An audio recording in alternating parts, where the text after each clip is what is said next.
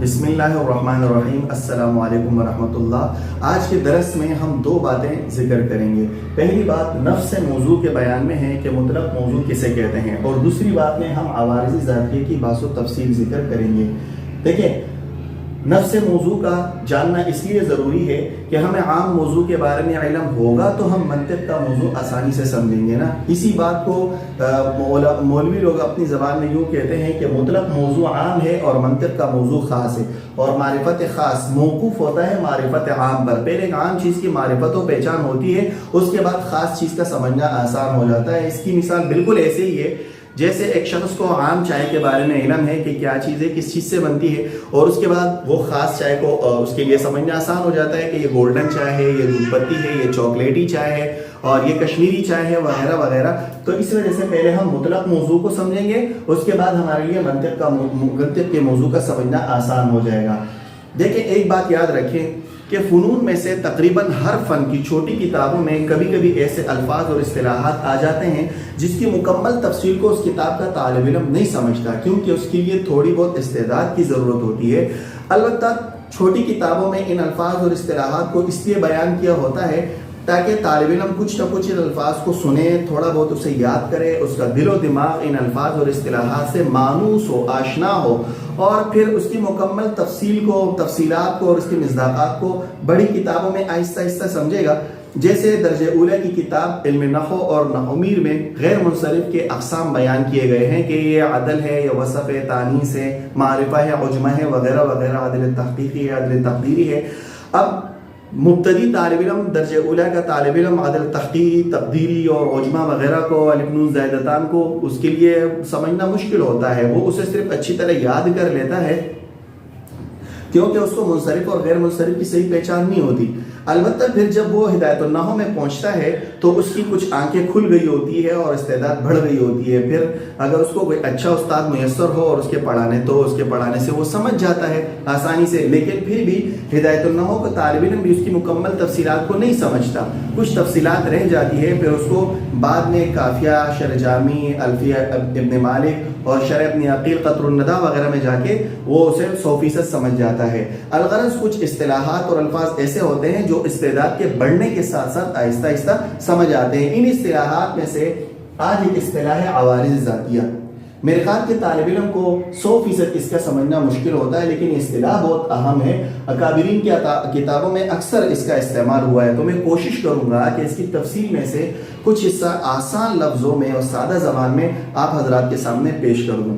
ہم اپنے پہلی بات کی طرف آتے ہیں کہ موضوع کیا چیز ہے۔ دیکھیں، موضوع لغت میں کہتے ہیں رکھی گئی چیز کو، ٹھیک ہے، اور یہ مختلف علوم میں، مختلف فنون میں، یہ مختلف معنوں میں استعمال ہوتا ہے۔ جیسے مناطقہ موضوع کہتے ہیں قضیہ حملیہ کے محکوم علیہ یا مستند علیہ کو، ٹھیک ہے۔ مثلا زید قائم، یہ قضیہ حملیہ ہے، وہ کہتے ہیں کہ بھائی زید قائم میں جو زید ہے یہ موضوع ہے، ٹھیک ہے، اور قائم کو محمول کہتے ہیں۔ تو حالانکہ نحو میں اس کو مبتدا خبر کہتے ہیں، تو جو مبتدا ہوتا ہے مستند علیہ محکوم علیہ ہوتا ہے، تو یہ کہتے ہیں مستند علیہ محکوم علیہ جو ہے یہ موضوع ہے، ٹھیک ہے۔ باقی اس کی تفصیل انشاءاللہ آہستہ آہستہ آگے آئے گی۔ اور محدثین جو ہے وہ موضوع کہتے ہیں جھوٹی حدیث کو، گھڑی ہوئی حدیث کو، کہ کسی نے اپنی طرف سے کوئی حدیث بنائی ہو تو اسے کہتے ہیں حدیث موضوع، جھوٹی حدیث کو حدیث موضوع کہتے ہیں۔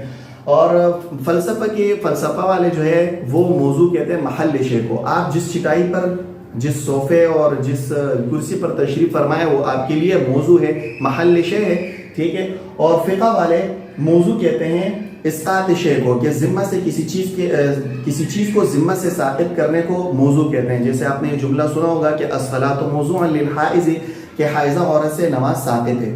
یا بیع الوضیعہ کا ایک لفظ آتا ہے، وہ آپ نے سنا ہوگا، یہ وہ بیع کہلاتی ہے جس میں کوئی لفظ کسی شے کو اپنے اصل قیمت سے کم میں فروخت کر دے، ٹھیک ہے۔ اس نے 30 روپے کی کوئی چیز خریدی ہے، وہ جا کے اسے 25 روپے یا 20 روپے میں فروخت کر دیتا ہے، وہ اپنا نفع ساقط کر دیتا ہے، ٹھیک ہے، رأس المال سے اس کو کم قیمت میں فروخت کر دیتا ہے، تو اسے بیع وضیعہ کہتے ہیں، ٹھیک ہے۔ اسی طرح نحو والے جو ہے وہ نحوین وہ موضوع کہتے ہیں معنادار لفظ کو، یعنی اس لفظ کو موضوع کہتے ہیں جو کسی معنی کے لیے وضع کیا گیا ہو اور اس کے مقابلے میں مہمل آتا ہے، ٹھیک ہے. الغرض موضوع جو ہے یہ مختلف علوم میں مختلف معنی میں استعمال ہوتا ہے کہ حدیث میں یہ جھوٹی حدیث کے لیے استعمال ہوتا ہے، نحو میں یہ معنی دار لفظ کے لیے، اور منطق میں یہ مسند علیہ محکوم علیہ کے لیے استعمال ہوتا ہے، فقہ میں جو ہے یہ اسقاط الشیء کے معنی میں یا اسقاط حکم کے معنی میں استعمال ہوتا ہے، اور فلسفہ میں یہ محل شیء کے معنی میں استعمال ہوتا ہے وغیرہ وغیرہ.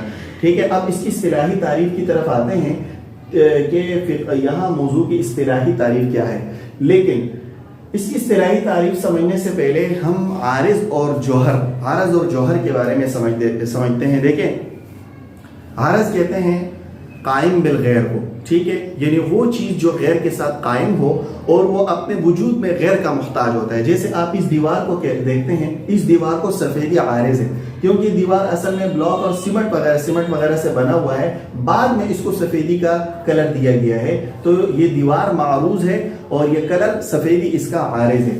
یا جیسے مثال کے طور پر انسانی بدن ہے، ٹھیک ہے، انسانی بدن ہے تو اس کو مختلف چیزیں عارض ہوتی ہیں، کبھی بخار، کبھی دانت درد، ٹھیک ہے، اور کبھی کان درد. یہ مختلف احوال انسانی بدن کو عارض ہوتے ہیں. ٹھیک ہے. تو یہ مختلف حالتیں یہ عارض ہیں اور انسانی بدن جو ہے یہ معروض ہے. ٹھیک ہے. تو عارض کہتے ہیں قائم بالغیر کو، جو غیر کے ساتھ قائم ہو، جو اپنے وجود میں کسی محل کا محتاج ہو. یہ بخار اپنے وجود میں انسانی بدن کا محتاج ہے، خارج میں بخار موجود نہیں ہو سکتا. دانت درد اپنے وجود میں انسانی بدن کا محتاج ہے، انسانی بدن ہوگا تو اس میں دانت کا درد ہوگا نا، خارج میں یہ وجود نہیں ہو سکتا. اس کی پہچان یہ ہے کہ اگر اس کو اپنے معروض سے الگ کرو گے نا، عارض کو، تو یہ ختم ہو جائے گا. آپ بخار کو انسانی بدن سے الگ کرو گے، ختم ہو جائے گا. آپ اس کلر کو اس دیوار سے الگ کرو گے تو یہ کلر ختم ہو جائے گا، یہ اڑ جائے گا. اور اس کے مقابلے میں آتا ہے جوہر. ٹھیک ہے، عارض ہو گیا، اور اس کے مقابلے میں آتا ہے جوہر. جوہر کہتے ہیں جو اپنے وجود میں کسی محل کا محتاج نہ ہو، ٹھیک ہے، جو قائم بالغیر نہ ہو. جیسے یہ مارکر ہے، یہ میز ہے، کتاب ہے، اور ٹوپی ہے، یہ تکیہ ہے، یہ ڈیسک وغیرہ ہے، یہ بورڈ ہے. یہ کسی خاص محل کا محتاج نہیں ہے، کہیں بھی قائم ہو سکتا ہے. تو ہم نے عارض اور جوہر سمجھا، پھر اور اس کے ساتھ ساتھ ہم نے معروض بھی سمجھا. اب ہم سمجھتے ہیں موضوع کی تعریف کو. دیکھو، موضوع کسے کہتے ہیں؟ ہم کہتے ہیں نا کہ منطق کا موضوع، صرف کا موضوع، نحو کا موضوع وغیرہ وغیرہ. یہ موضوع ہے کیا چیز؟ دیکھو، موضوع ہر علم کا یا موضوع کسی بھی چیز، کسی علم کا وہ شے کہلاتی ہے جس شے کے احوال سے اس علم میں بحث ہو. ٹھیک ہے، آپ کو جو تعبیر آسان لگے اس کو ذہن میں بٹھائیں کہ موضوع ہر علم کا وہ شے ہے جس شے کے احوال سے اس علم میں بحث ہو، یا موضوع کسی بھی علم کا وہ شے کہلاتا ہے کہ جس علم میں اس شے کے عوارض ذاتیہ یعنی احوال سے بحث ہو. یہاں دیکھو ایک لفظ آ رہا ہے عوارض ذاتیہ موضوع کی تعریف میں، تو میں عوارض ذاتیہ سے یہاں سے مراد لیتا ہوں احوال. ٹھیک ہے، جیسے مثال کے طور پر علم طب ہے، ٹھیک ہے، میڈیکل سائنس، چاہے وہ علم طب کا کوئی سا بھی شعبہ ہو، ایلوپیتھک ہو، ہومیوپیتھک ہو، یونانی علاج ہو، حکمت ہو، کوئی بھی شے ہو. تو علم طب میں انسانی بدن کے احوال سے بحث ہوتی ہے، بخار سے، کرونا سے، چکن گونیا سے، اور ڈینگی سے، کان کا درد، دانت کا درد، جتنے بھی احوال، ٹھیک ہے، یہ انسانی بدن کو عارض ہوتے ہیں. تو اس علم طب میں، میڈیکل سائنس میں انسانی بدن کے احوال سے بحث ہوتی ہے، تو یہ انسانی بدن علم طب کا موضوع ہوا. ٹھیک ہے. اسی طرح علم نحو ہے، ٹھیک ہے، علم نحو کا موضوع ہے جناب کلمہ اور کلام. کلمہ اور کلام، ٹھیک ہے. اب کلمہ اور کلام کو جتنے بھی احوال عارض ہوتے ہیں کہ یہ منصرف ہونا، غیر منصرف ہونا، کلمہ اور کلام کا معرب ہونا، مبنی ہونا، واحد، تثنیہ، جمع ہونا، اس کے اعراب کا ہونا، ان کی تمام احوال سے علم نحو میں موضوع بحث ہوتی ہے. تو یہ کلمہ اور کلام علم نحو کا موضوع ہے. کیوں؟ کیونکہ ہم نے موضوع کی تعریف پڑھی کہ موضوع کسی شے کا، کسی علم کا وہ چیز کہلاتا ہے کہ جس شے کے عوارض ذاتیہ یعنی جس شے کے احوال سے اس علم میں بحث ہو. تو کلمہ اور کلام کے عوارض ذاتیہ یعنی احوال سے علم نحو میں بحث ہوتی ہے، اس کے کلمہ اور کلام علم نحو کا موضوع ہے. انسانی بدن کے احوال اور عوارض ذاتیہ سے علم طب میں موضوع اور بحث ہوتی ہے، اس لیے انسانی بدن یا علم طب کا، میڈیکل سائنس کا موضوع ہے. اسی طرح فقہ کا موضوع ہے فعل مکلف، वअमलुहु, ठीक है, कि आकिल बालिग पहलवान शख्स के जितने भी अहवाल उसको आरिज होती है, इल्म फ़िक़्ह में उससे बहस होती है, तो फ़ेल मुकल्लफ ये इल्म फ़िक़्ह का मौजू है, ठीक है। और इल्म सर्फ का मौजू सीगा और इलाल वगैरह है, ठीक है। तो सीगा और इलाल के अहवाल से अवारिज़ ज़ातिया से इल्म सर्फ में बहस होती है, तो इल्म सर्फ का मौजू सीगा और इलाल है, ठीक है। बहरहाल मौजू किसी इल्म का वो शे कहलाता है कि जिस शे के अहवाल और अवारिज़ ज़ातिया से उस इल्म में बहस हो, ठीक है। यहाँ देखिए आप ज़रा, अब तर्जमे की तरफ आते हैं। देखें, मौज़ू कुल्ल इल्मिन मा युबहसु फीही अन अवारिज़िही ज़ातिय्यति, कि मौज़ू कुल्ल इल्म, हर इल्म का मौज़ू, मा वो शे कहलाती है, युबहसु फीही के जिस इल्म में बहस की जाती है, अन अवारिज़िही ज़ातिय्यति लहू, उस शे के, मा उस शे के अवारिज़ ज़ातिया से, ठीक है। जैसे कबदन इंसान तिब्बी, जैसे इल्म तिब के लिए इंसान का बदन, इंसान के बदन के अवारिज़ ज़ातिया से इल्म तिब में बहस होती है, तो इंसानी बदन ये मौजू हुआ इल्म तिब का। और कलमा और कलाम के अवारिज़ ज़ातिया से, कलमा और कलाम के अवारिज़ ज़ातिया से इल्म नहव में बहस होती है, लिहाजा कलमा और कलाम ये मौजू हुआ इल्म नहव का, ठीक है। खुलासे कलाम ये हुआ कि मौजू किसी भी इल्म का वो शे कहलाती है जिस इल्म में उस शे के अवारिज़ ज़ातिया से बहस हो। मैं उम्मीद करता हूँ कि ये इल्म मौजू की तारीफ आपको अच्छी तरह समझ आ गई होगी। अब हम अपनी दूसरी बात की तरफ आते हैं कि अवारिज़ ज़ातिया क्या चीज़ है। देखें, दरअसल अवारिज़ की दो किस्में हैं, ठीक है। एक है अवारिज़ ज़ातिया और एक है अवारिज़ गरीबा। क्या गरीब, गरीब से मुराद मालदार नहीं है, गरीबा से मुराद नाआशना, ठीक है। तो अवारिज़ ज़ातिया क्या चीज़ है? देखें, दरअसल अवारिज़ ज़ातिया की तीन किस्में, आरिज़ तो आप समझ गए, अवारिज़ ज़ातिया की दरअसल तीन किस्में हैं। इन तीन किस्मों को आप समझेंगे तो इसके ज़िमन में आपको अवारिज़ ज़ातिया अच्छी तरह समझ आ जाएगा। पहली किस्म अवारिज़ ज़ातिया की ये है कि एक चीज़ दूसरी चीज़ को आरिज़ हो बिज़ात, डायरेक्टली, दरमियान में कोई भी वास्ता ना हो। जैसे शाम का वक़्त है, आपको हल्की फुल्की भूख लगी है, आप कोई अच्छा खाने को आपका मन कर रहा है और इतने में अचानक पिज़्ज़ा आ जाता है या दमपोख आ जाता है और आपको ताज्जुब और हैरानी आरिज़ हो जाती है, ठीक है। तो अब ये आरिज़ होने में दरमियान में कोई वास्ता नहीं है, तो यह अवारिज़ ज़ातिया की पहले किस्म है कि हैरानी इंसानी बदन को, इंसान को डायरेक्ट बिज़ात आरिज़ होती है, ठीक है। तो पहली किस्म है कि एक चीज़ दूसरी चीज़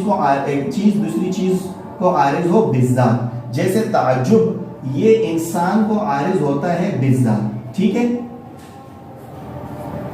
क्योंकि ताज्जुब का माना एक अम्र गरीब का इदराक करना, और इंसान अम्र गरीब का इदराक बिलवास्ता नहीं करता बल्कि डायरेक्ट करता है, बिला वास्ता डायरेक्ट उसको ताज्जुब आरिज़ होती है, हैरानी उसको आ जाती है। अवारिज़ ज़ातिया की दूसरी किस्म है कि एक चीज़ दूसरी चीज़ को आरिज़ हो अपने जुज़ के वास्ते से, ठीक है। जैसे हरकत, ये इंसान को आरिज़ होता है हैवान के वास्ते से, ठीक है। देखो, एक चीज़ दूसरी चीज़ को आरिज़ हो जुज़ के वास्ते से, बिज़ात एक हो गया जुज़ के वास्ते से। जैसे हरकत है, हरकत ये इंसान को आरिज़ होता है हैवान के वास्ते से। क्यों? इसलिए कि इंसान की हकीकत है हैवान नातिक, ठीक है।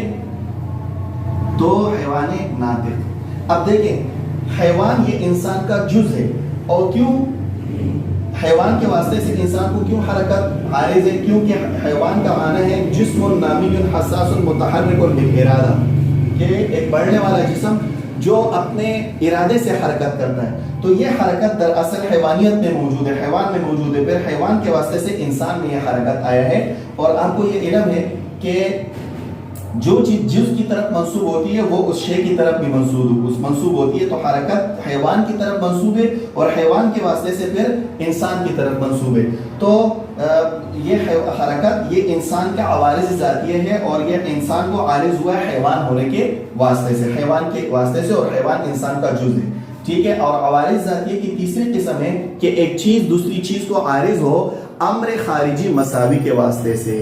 देखो, अम्र खारिजी का मतलब यह होता है कि वो चीज़ मारूफ से खारिज होगा, और मसावी का मतलब यह होता है कि वो वास्ता, जिस वास्ते से वो आरिज मारूज को आरिज हुआ है, वो वास्ता और वो मारूज ان کے درمیان تساوی کی نسبت ہوگی، ٹھیک ہے، یعنی جن افراد پر وہ معروض صادق آئے گا انہی افراد پر وہ واسطہ بھی صادق آئے گا۔ دیکھیں جیسے اس کی مثال ہے جیسے ضحک، ٹھیک ہے، اب دیکھو امر خارجی مساوی کے واسطے سے، یہ 3 قسمیں ہوں گے۔ اچھا اس کی مثال ہے جیسے ضحک ہے، یہ انسان کو عارض ہوتا ہے تعجب کے واسطے سے۔ اب دیکھیں آپ ذرا سمجھ جائیں گے وضاحت سے، ضحک انسان کو عارض ہوتا ہے تعجب کے واسطے سے۔ انسان جب کسی چیز کو دیکھتا ہے، ایک امر غریب کو، ناشنا چیز کو دیکھتا ہے تو سب سے پہلے اس میں تعجب آ جاتا ہے، ٹھیک ہے، وہ متعجب بن جاتا ہے، اور پھر متعجب بن جانے کے بعد وہ ہنستا ہے، ٹھیک ہے۔ آپ نے ایک چیز کو دیکھا، بہت عجیب شے لگا، اور دیکھنے کے بعد متعجب ہوئے، حیران ہوئے، اور حیران ہونے کے بعد آپ ہنسے، ٹھیک ہے۔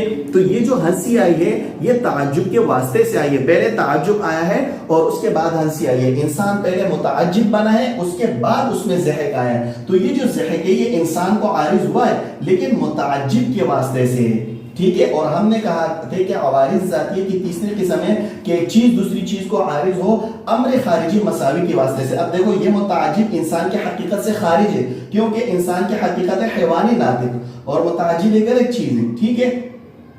اور مساوی بھی ہے کیونکہ متعجب کے افراد کیا ہے؟ زید امر بکر، وہی متعجب ہوتا ہے نا، اور وہ زید امر بکر انسان کے بھی افراد ہے۔ تو یہ متعجب اور انسان ان دونوں میں تساوی کی نسبت ہے کہ دونوں ایک ہی قسم کے افراد پر صادق آ رہے ہیں، ٹھیک ہے۔ اور یہ ضحک انسان کو عارض ہوا ہے متعجب کے واسطے سے، تو یہ متعجب انسان کے لیے امر خارجی بھی ہے اور اس کا مساوی بھی ہے۔ خلاصہ یہ ہوا کہ عوارض ذاتیہ کی 3 قسمیں ہیں۔ پہلی قسم کہ ایک چیز دوسری چیز کو عارض ہو بالذات، جیسے حیرانی تعجب انسان کو بالذات ڈائریکٹلی وہ عارض ہوتی ہے، جیسے تعجب انسان کو بالذات عارض ہوتا ہے۔ دوسری قسم ہے کہ ایک چیز دوسری چیز کو عارض ہو جز کے واسطے سے، جیسے حرکت انسان کو عارض ہوتا ہے حیوانیت کے واسطے سے، اور حیوان انسان کا جز ہے کیونکہ انسان کی حقیقت ہے حیوانی ناطق، اس میں حیوان موجود ہے، اور حیوان کی حقیقت، حیوان کی تعریف ہے جسم نامی حساس متحرک بالارادہ، کہ وہ اپنے ارادے سے حرکت کرتا ہے۔ تو حیوانیت کے واسطے سے حرکت انسان میں آیا ہے، ٹھیک ہے۔ اور تیسری قسم ہے عوارض ذاتیہ کی کہ ایک چیز دوسری چیز کو عارض ہو امر خارجی مساوی کے واسطے سے، کہ وہ جو واسطہ ہے وہ اس معارض سے خارج بھی ہو اور اس کا مساوی بھی ہو۔ جیسے ضحک ہے، یہ انسان کو عارض ہوتا ہے متعجب کے واسطے سے، انسان کسی چیز کو دیکھتا ہے پہلے تعجب اس میں آتی ہے اور تعجب کے واسطے سے اس میں ضحک آتا ہے، اور تعجب یعنی انسان کا متعجب ہونا یہ انسان کی حقیقت سے خارج بھی ہے، امر خارجی بھی اور مساوی بھی ہے۔ کیوں؟ کیونکہ متعجب کے افراد بھی زید امر بکر ہے، وہی انسان کے بھی افراد ہے زید امر بکر۔ تو ضحک انسان کو عارض ہے متعجب کے واسطے سے، اور متعجب انسان کا امر خارجی مساوی ہے۔ تو یہ عوارض ذاتیہ کی 3 قسمیں آپ کو سمجھ آ گئی ہوں گی۔ عوارض غریبہ، اس کی بھی 3 قسمیں ہیں، عام طور پر مناطقہ اس سے بحث نہیں کرتے، اس میں صرف عوارض ذاتیہ سے بحث ہوتی ہے، لیکن میں اس کو زبانی طور پر دہرا لیتا ہوں، ٹھیک ہے، اور کوشش کرتا ہوں کہ یہاں پر یہ سما جائے اس بورڈ میں کیونکہ جگہ کم پڑ گئی ہے۔ عوارض غریبہ کی بھی 3 قسمیں ہیں۔ عوارض غریبہ دیکھیں اس کی بھی 3 قسمیں ہیں۔ پہلے قسم ہے کہ ایک چیز دوسری چیز کو عارض ہو امر خارجی عام کے واسطے سے، ٹھیک ہے، کہ وہ جو واسطہ ہے وہ عام ہو اور خارج ہو معروض سے۔ جیسے مثال کے طور پر حرکت، یہ ابیض کو عارض ہوتی ہے جسم کے واسطے سے، ٹھیک ہے۔ ابیض مثلا سفید بھینس، ٹھیک ہے، اس میں حرکت آتا ہے، حرکت آیا ہے جسم کے واسطے سے، سفید بھینس اس لیے حرکت کر رہی ہے کہ وہ جسم ہے، اور یہ جسم یہ ابیض سے جو ہے وہ عام ہے، کیونکہ جسم تو کالی بھینس بھی ہو سکتی ہے، سفید بھینس بھی ہو سکتی ہے، اور کوئی اور چیز بھی جسم ہو سکتی ہے، ٹھیک ہے، اور سفیدی تو صرف سفید ہی ہے، وہ تو جسم کے مقابلے میں خاص ہے۔ تو حرکت جو سفید بھینس کو عارض ہوا ہے جسم کے واسطے سے، اور جسم یہ سفیدی سے عام ہے، ٹھیک ہے۔ تو ایک چیز دوسری چیز کو عارض ہو امر خارجی عام کے واسطے سے، ٹھیک ہے، امر خارجی عام کے واسطے سے، ٹھیک ہے۔ اچھا، دوسری قسم عوارض غریبہ کے ہیں کہ ایک چیز دوسری چیز کو عارض ہو امر خارجی اخذ کے واسطے سے، جیسے ضحک ہے، یہ حیوان کو عارض ہوتا ہے انسان کے واسطے سے۔ حیوان کے تو اور بھی بہت سارے افراد ہیں، گدھا ہے، گھوڑا ہے، بکری وغیرہ ہے، تو اس میں ضحک نہیں ہوتا، وہ ہنستا نہیں ہے، تو حیوان تب ہنسے گا جب وہ انسان ہوگا۔ تو حیوانیت کو جو ضحک عارض ہوتی ہے وہ انسان کے واسطے سے، اور انسان یہ حیوان سے خاص ہے۔ اور ہم نے یہی کہا کہ ایک چیز دوسری چیز کو عارض ہو امر خارجی اخذ کے واسطے سے، تو جیسے حیوان کو ضحک عارض ہوتی ہے انسان کے واسطے سے، ٹھیک ہے، امر خارجی اخذ کے واسطے سے۔